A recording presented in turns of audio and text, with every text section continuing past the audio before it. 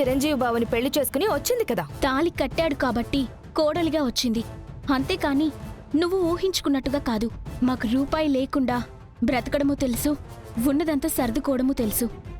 ఆస్తికి ఆశ పడ్డానికి, అత్యాశకు పోవడానికి మా అన్నయ్య మమ్మల్ని అలా పెంచలేదు. నువ్వేదేదో ఊహించుకొని నా దగ్గర పిచ్చి పిచ్చి వేషాలు వేయకు. వెళ్ళి నీ పని చూసుకో.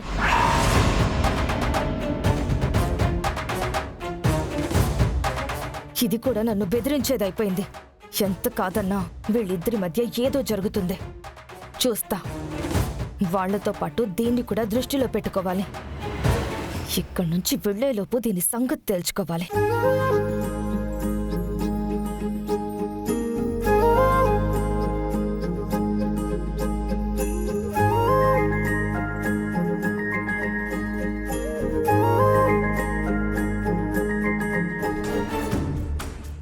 వదినమ్మా,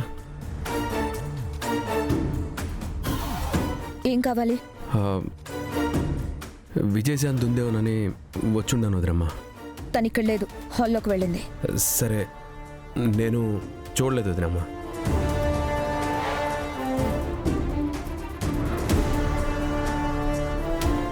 ఏంటి? మీతో చిన్న మాట చెప్దామని అనుకుంటా ఉన్నాను. ఏం చెప్తావు? నా మీద మీకు కోపం ఉండదే, కోపానికి కూడా అర్థం ఉండదు. అట్టాని అమ్మలాంటి నువ్వు నన్నేమో బాధ పెట్టాలనో, నన్నేదో అవమానించాలనో, ఏమేమో చేసి ఇంట్లో వాళ్ళందరి ముంగిట ఏడ మాట పడతావనని నాకు భయంగా ఉండదు వదినమ్మా. నీ కోపం తీర్చుకోవాలంటే నువ్వేమేమో చేయాల్సిన అవసరం లేదు వదినమ్మా. నీ కోపం ఎట్టాదా తీరుతాదో చెప్పు, నువ్వేం చెప్తే అది నేను చేస్తున్నా. అంతేగాని నువ్వు ఇట్టంతా మా అత్త కాడనో, మా నాయన కాడనో, మా అన్న కాడనో మాటలు పడే పరిస్థితి రాకూడదు. నువ్వు నన్ను ఏమనుకుంటా ఉండవు నాకు తెలియదు, కానీ నేనైతే నువ్వు మా అమ్మవే అనుకుంటాను.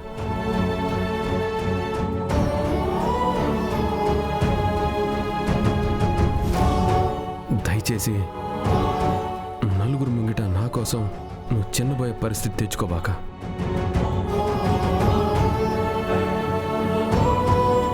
నీ కాళ్ళు పట్టుకుంటాను వదిలేమ్మా.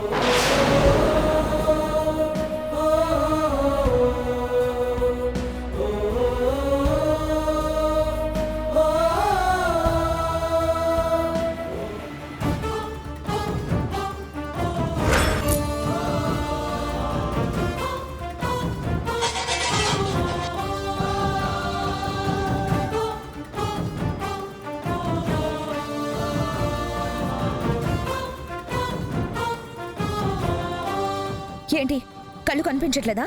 తినే వస్తువులన్నీ కింద పడేసా? నువ్వెందుకు వచ్చావు ఇక్కడికి? నువ్వు ఉండవేమో అని వచ్చినాను. నాతో ఏం పని నీకు? ఏమైనా ఉంటే బయట మాట్లాడొచ్చుగా.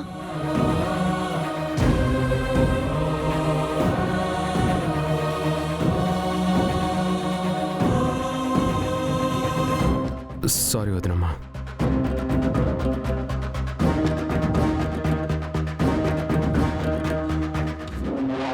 కళ్ళు బాగా నెత్తికెక్కి తన ఇష్టానికి తను ప్రవర్తిస్తున్నాడు. తనని ఒక్క మాట అనేవాళ్ళు ఇంట్లో ఎవ్వరూ లేరు. ఏవైనా అంటే అన్నపూర్ణమ్మ గారు అడ్డం పడతారు.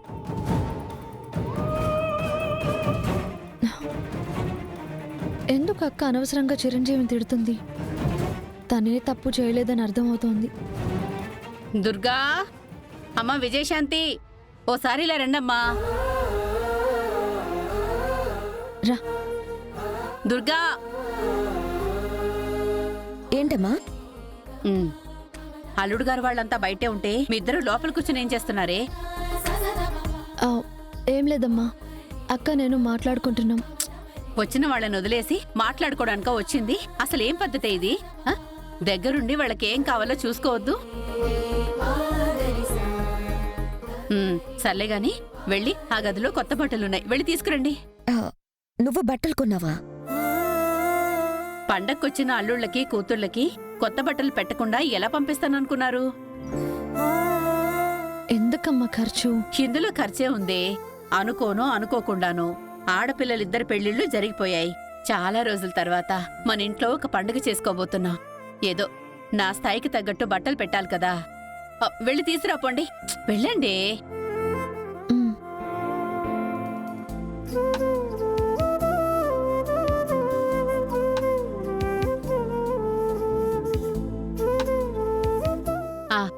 బాబు ఒక్కసారి ఇట్రండి.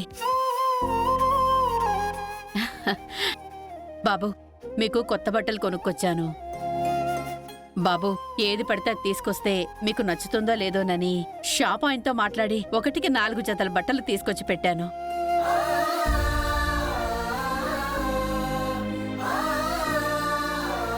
దుర్గా, ఎందుకు ఇవన్నీ? నువ్వైనా చెప్పే పని లేదా? ఆ డబ్బులుంటే అత్తయ్య గారికి దేనికో దానికి ఉపయోగపడతాయి కదా. అసలు మాకు తెలియదండి తీసుకొచ్చిన విషయం. మా అమ్మే తీసుకొచ్చేసింది. పండక్కి ఇంటికొచ్చిన పిల్లలకి బట్టలు పెట్టకపోతే ఎలా బాబు? మీరు రండి, తీసుకోండి. పదనా.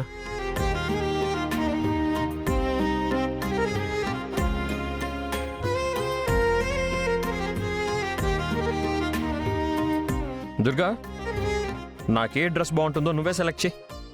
మీకు నచ్చిన డ్రెస్ మీరే తీసుకోండి.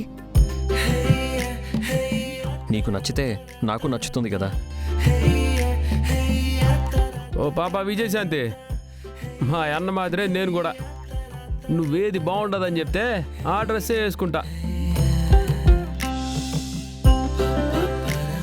పాపం అబ్బాయిలు అడుగుతున్నారు కదా, ఆ నచ్చిన బట్టలేమో మీరే తీసివ్వచ్చు కదా. ఏంది నన్ను చూస్తా ఉండవు? బట్టలు చూడు పాప. ఓ జత తీసివు నాకు. రేయ్, మన బట్టలు తీసుకోవడం కాదు, ముందు వాళ్ళకి నచ్చిన చీరలు తీసుకోనివ్వు. మన సంగతి తర్వాత చూడొచ్చులే. ఇది కూడా పాయింటే కదా.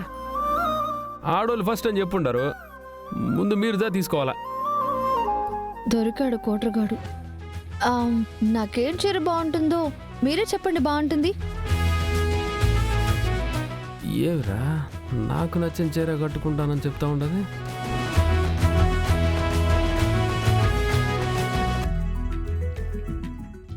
సరే పాపా.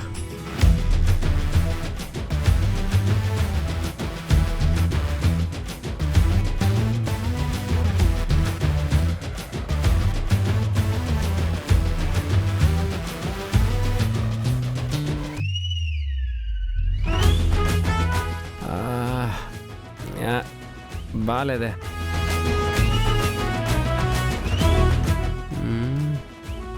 ఇది అస్సలు బాగాలేదు.